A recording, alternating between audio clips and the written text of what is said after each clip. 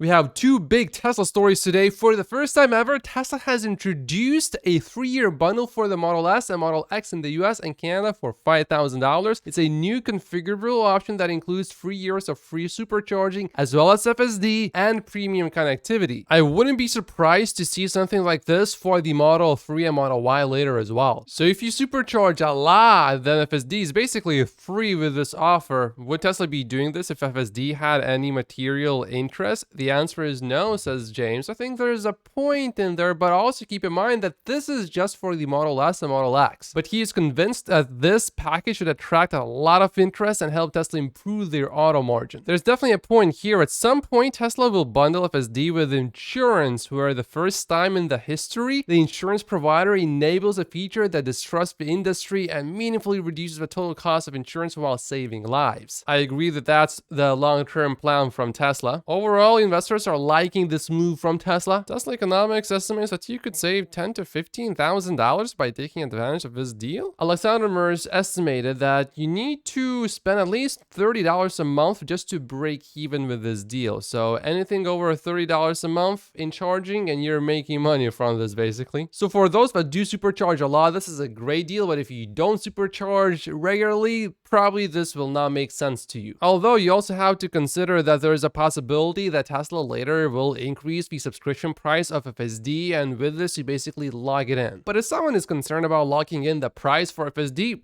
why don't you just buy it outright? I'm not really expecting a lot of people to take advantage of this deal, but a few who will, it will probably be a really good deal under specific circumstances, like taking a lot of road trips. Yeah, I'm definitely getting this deal then if I'm doing that. Depending on your battery size and your vehicle and how empty your battery is when you arrive at a supercharger, you will probably pay between $15 to $20 per one supercharging session. So to make this whole thing worth it, you probably need to supercharge at least twice a month on average. I think we will probably see more similar promotions later, and Tesla is just testing this on the Model S and X because these two are low volume vehicles. If it goes well, expect to see it for the Model 3 and the Model Y, but a Model S buyer is not really that sensitive to the price, but a Model 3 buyer is more sensitive to the price. So if they see free supercharging, you know that some of these people will really use a lot of free supercharging. I think some Model 3 owners, if they have unlimited supercharging, they will take a few road trips just because they have free supercharging and just because they feel like using it a bit more. But I wouldn't expect that from a Model S owner, for example, at least not to the same extent. And here's more big Tesla news. As of today, a reservation is no longer needed to order a Cybertruck Foundation Series, and the Foundation Series can now be ordered directly from the online configurator. And this comes right after that big video by Tucker about the Cybertruck. I'm not the only person who noticed that. I'm pretty sure that Tesla already knew that they are going to do this, and they were like, okay, what can we do to create a bit more interest at this moment? And here you go. I also follow someone who tracks Cybertruck production very closely, and recently, this quarter production has not increased yet. And all of this makes sense. This also suggests that they have gone through the reservation list, and the demand for Cybertrucks that are over $100,000 from that list has been exhausted. Production is about 1,000 per week now. But someone here says, I have ordered 4 Cybertrucks and they only asked me to configure 2 of them. So we are about to find out how big demand is for the Foundation Series Cybertruck for the broader public, and just like Sawyer suspects, I agree with him, it's probably not going to be huge because you have to be a hardcore fan to get this Foundation Series, and unless you already had a reservation, you are probably not going to order it now, because when you really think about it, you're paying extra $20,000, and if you know about Tesla, you know that later builds actually are much better built. You will not have any serious defects. With early production units, you always have some issues, but demand for the $80,000 all-wheel drive version, I believe, is going to be incredibly good. By the way, Tesla invited people from Canada and Mexico to configure Foundation Series Cybertrucks now. So Tesla now is definitely very close to finishing working through that Foundation Series list. And here's the pricing for my Canadian friends. If they want to get a Cybertruck, this is a lot of money. And if you thought that price wasn't that high, then don't worry. The politicians in Canada will treat you to a very nice tax of luxury, which is $8,000 for the Cybertruck. Oh wow, only now. Cybertruck test drives have been launched for the public, so you can actually schedule a test drive now in the US. Tesla replied with time for a first date. I haven't driven a Cybertruck yet, though. Maybe I should go try one. So yeah, I think a lot of people will go try the Cybertruck just for fun. Not because they're actually serious or are really considering buying it, but some of these people will still convert to sales. Here's more important Tesla news. Tesla has posted a new job listing to help bring the Tesla Semi to Europe. Tesla is seeking a business development manager in Europe to build and maintain customer relationships and plan for Tesla's future semi-truck deployments. This person will regularly meet with prospective European semi customers to understand their use cases, needs, and duty cycles. This could possibly also mean that Tesla is seriously considering building a factory just for the semis for the European market. I believe at first, of course, they are going to be produced in the US and just sent to the European market, but later, I believe that Tesla will produce them in Europe, almost certainly. I mean, Elon Musk himself said that I think it makes sense to produce Tesla Semi in Europe in Giga Berlin too. I actually modeled the Tesla Semi in my valuation model, which you can see on Patreon, and relatively speaking to where Tesla stock is today, in the long term, I believe that Tesla Semi will impact Tesla stock price in a material way. So the Tesla Semi, I believe for Tesla, is actually an important product. And we got some pretty big news here as well. A few days ago, Elon Musk and X filed an antitrust lawsuit against advertising group Global Alliance for Responsible Media. In response, they decided to shut down and discontinue all activities. This is good because this should save Elon Musk quite a bit of time, and more time saved means more time for Tesla. The group literally said it doesn't have the money to fight X. Well, if you don't have the money to fight X, why did you do all of these silly things that would provoke this? This not-for-profit organization will still fight the lawsuit, and they say that they are confident in their compliance, but we'll see. The organization is also under investigation, which is trying to find out if it illegally colluded to demonetize conservative platforms and voices. This not-for-profit organization had 100 plus members, including major advertisers, agency groups, and ad tech platforms. Anyway, I see this as good news for Tesla because this should require less resources and time from Elon Musk to deal with this specific issue going forward now. But there are many opinions that state this organization is not really going away. They are just regrouping in the shadows and they will continue to operate. That's definitely quite likely, but it is going to be much more difficult to do anything for them going forward. It's much harder to work from the shadows. Here's some more really good news for Tesla. This is an article on Barron's. I tested Tesla's latest FSD software. It's gotten a lot better. I've been testing it for about a week. The overall experience with version 12.5 was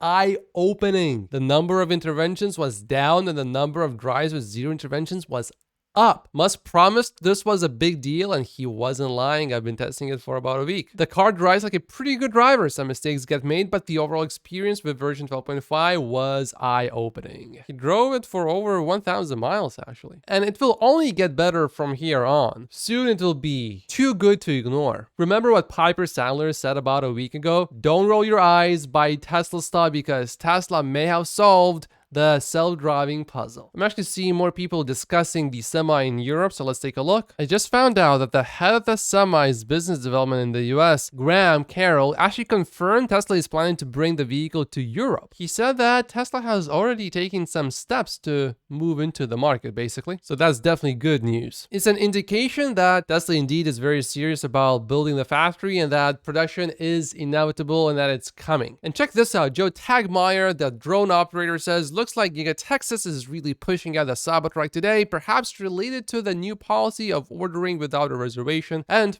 of course, we know that now Canadians and Mexicans can order Cybertrucks. There's some speculation that maybe these are not Foundation series Cybertrucks anymore, but Joe Tagmeyer cannot get close enough to verify if these are Foundation series Cybertrucks or not. Tesla just launched this new Quicksilver color for the Model 3 in the US for $2,000 extra. You can also get it in Canada as well. Definitely like this color quite a lot. It does, however, seem like the US Quicksilver is different than the European version. Soon we should have another FSD update. We see Tesla is testing Chuck Cook's left turn here. James is poking fun at Tesla. The year is 2032. Tesla is still in Chuck's neighborhood testing the left turn and promises to be finished in 2 weeks. I think this makes sense. It isn't about solving Chuck's turn. This is one of the many ways they validate new versions before sending them out to the rest of the fleet. As each model gets better, they need to measure it against known performance on specific real-world scenarios so they can A/B test it and see which versions are actually an improvement. Oh, this is actually good. Tesla is working to get the luxury tax removed for Cybertrucks in Canada, and there's definitely some good news here. According to the government's definitions, only vehicles with a gross vehicle weight above 8,500 pounds or less are subject to the tax. And even with the lighter tires, Cybertruck is definitely over that weight. So it's almost guaranteed that the luxury tax is going to be removed, but for now, if you go and order a Cybertruck, it is going to be displayed there. Tesla also confirmed that it is working on fixing this issue. I just saw another post from Chuck with Tesla vehicles testing the newest FSD version, and there are Cybertrucks there as well. Some Tesla investors are extremely bullish about the current state of FSD. Check this out. Alex says, Tesla solved autonomous driving, period. Everything else is just a matter of execution, which will take months, not years, before we see Tesla robotaxis without drivers on our roads. I personally wouldn't be this bullish, but Alex quoted this person: I have been driving FSD 12.5 for the better part of the week. We have arrived. FSD is the real deal, I believe. It's only a few releases away, maybe 6 to 9 months, to driving routes safer than a human driver. I think specific or select routes, yeah, I think that makes sense. In some circumstances, I think 6 to 9 months, it could possibly already be safer than human driving, but only under specific circumstances, I think. There's still going to be a march of 9s, probably. James had a few thoughts. Fred is correct in that the data from the tracker on V12.5 has shown some deterioration as the sample size has increased. I think one more reason for that is because FSD is going wider, and the people that first get FSD, they have used a lot of it already, so they know very well when you can disengage or when you have to disengage and when you can just let the car do its thing, even if it's a bit annoying. And probably the first people that are getting FSD, they are going to be in California, where it will naturally work a little bit better. I have no doubt that many people have had great experiences with V12.5, but unless intervention rate improves significantly between releases, this doesn't mean much. The data still suggests that Tesla is very, very away from achieving unsupervised FSD. So let's take a look at this. Right now, from the crowdsourced data, we have 5,000 miles. We are at 48 miles between disengagements and 337 miles between critical disengagements. Fred assumes that approval for a non-geofence level 4 system would require at the very least tens of thousands of miles between disengagements, if not closer to 100,000 miles. For comparison, this is the officially reported miles between disengagement for companies testing self-driving vehicles in California. But I wouldn't take this data as this is actually what's happening, because we know that, for example, some disengagements were not reported because they were not supposedly safety critical disengagements, like, you know, running a red light. That actually happened. So we can pretty safely say that this data is not really going to be all that accurate, and you have to actually divide the numbers by at least a few times. But if we just take the word of these companies, Waymo is at 17,000 between interventions right now, or takeovers or disengagements, and Cruise is non-existent on this list here. Yeah, so looking at the FSD tracker data, 12.3 versions right here, 125 miles to critical disengagement, city miles, and with 12.5, 153 miles to a critical disengagement. So the data, definitely there are more takeovers now with more data. I'm specifically talking about old 12.5 data and comparing that to the new 12.5 data. We do have more takeovers now compared to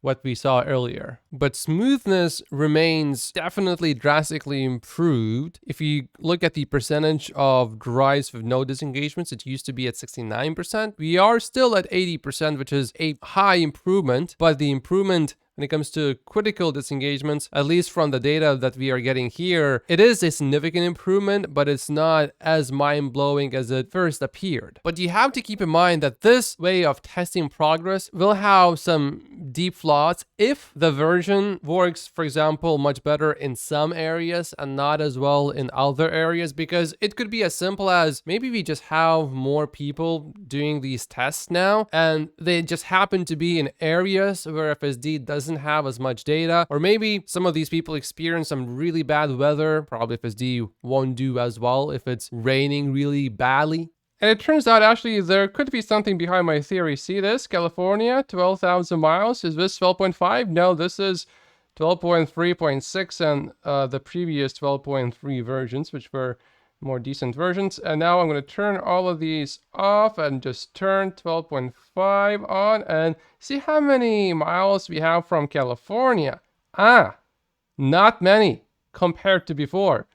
We have the most miles from Illinois, and then BC, British Columbia. So no wonder why some of the data is not going to be a good direct comparison to the previous data, and people could be more daring now when it comes to testing FSD. At first, when I was trying FSD, I would just try to pick the simplest, easiest routes that I would regularly drive. And then as it got better, I started to try to pick more difficult routes. And with 12.5, I'm pretty sure the first time I tested, I'm going to run it through the absolute most difficult route I can possibly think of, if it does well on my previous relatively difficult route. And also, this is just speculation, but could it also be that maybe with 12.3.6, people were a bit more lenient with what they would count as a critical disengagement, but now even if there is a disengagement that's not, let's say, something that would crash your car, but would just make you feel very uncomfortable, maybe that would now get counted as a disengagement, which could potentially skew the data.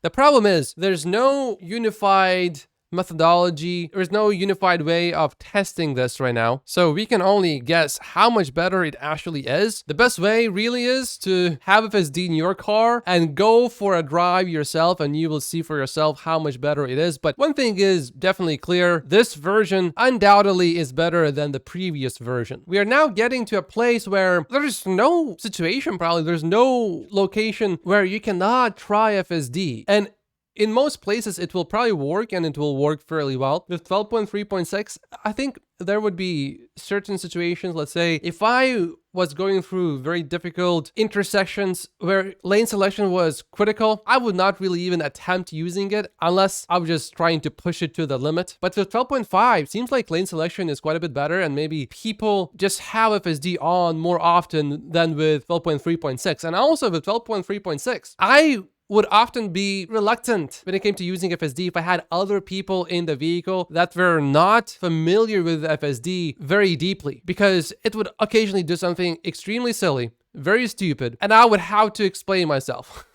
And it's just not a situation I wanted to be in. I wonder if that's the case with 12.5, because if people are using it all the time now, everywhere, in the most difficult situations, of course, the miles per disengagement will not appear to have improved by a lot, but your experience overall would be drastically improved. And what we are seeing from people on Twitter, most people are having a much better experience with 12.5 compared to 12.3.6. That's not really the case with everyone where they say this is such a huge leap, such a huge improvement, but overall, what I'm seeing is very clearly, most people are saying 12.5 is much better for them. Remember Xiaomi's SU7 vehicle? They've now sold from April to July 43,000 units. Model 3 has sold 48,000 units. So these two are relatively close, and Xiaomi only started delivering the SU7 in April for the first time. While both cars are similar, some Chinese buyers prefer the SU7's slightly more luxurious interior with real leather seats and a dashboard compared to Tesla's minimalist design. But you can clearly see that more people still prefer the Model 3 because the sales of the Model 3 are higher. Troy thinks if FSD is released in China and it performs well, it could enhance Tesla's brand image and increase sales. There's one more point to consider. Xiaomi did have some backlog in the beginning to work through, so the sales will not really reflect the real present demand. So let's give it a few more months and then we will see what's actually going on. But clearly, many people do like that vehicle quite a bit. Also, Giga Shanghai production in July was unusually high. It suggests that Tesla hopes to have strong sales in China in August, which could compensate for lost sales in the US due to political endorsements by Elon. July was actually Giga Shanghai's highest production month this year. When it comes to Tesla sales, Troy doesn't like the endorsement Elon made because 71% of the people on the right said they wouldn't buy an EV compared to just 17% on the other side. This poll is from more than a year ago, though. Electric just wrote an article saying that Elon Musk continues to siphon Tesla talent to train xAI's Grok. Also, if you remember, there was a lawsuit which seek to prevent this from happening again. The latest Tesla talent to move to xAI was Matteo Jin, program manager for data collection, who left Tesla after almost 5 years to become a lead tutor at xAI. Keep in mind that this move happened after shareholders filed their lawsuit against Musk and Tesla's board. Based on job descriptions, AI tutor appears to be xAI's term for data annotation. Electric found at least 5 Tesla engineers working on AI joining xAI. If Tesla was already invested in xAI, I think this wouldn't really concern the shareholders as much, but right now I think many Tesla investors will look at this and say, we're not a fan of this because we don't get a piece of action here. It will also be interesting how Elon Musk will defend himself in court, specifically about this issue. He supposedly left OpenAI due to a conflict of interest with Tesla, but xAI is a direct competitor to OpenAI. Personally, I'm not concerned about any of this because at this point, I think it's pretty clear that Tesla will invest in xAI. I would just like that to be done as quickly as possible because the longer we wait, the higher the valuation of xAI probably becomes. And if Tesla invests $5 billion, let's say, then it's going to give us, Tesla shareholders, a bigger percentage of a company now versus a year from now. That's it for today's video. Make sure to like and subscribe, and I will see you in the next one. Thank you so much for watching.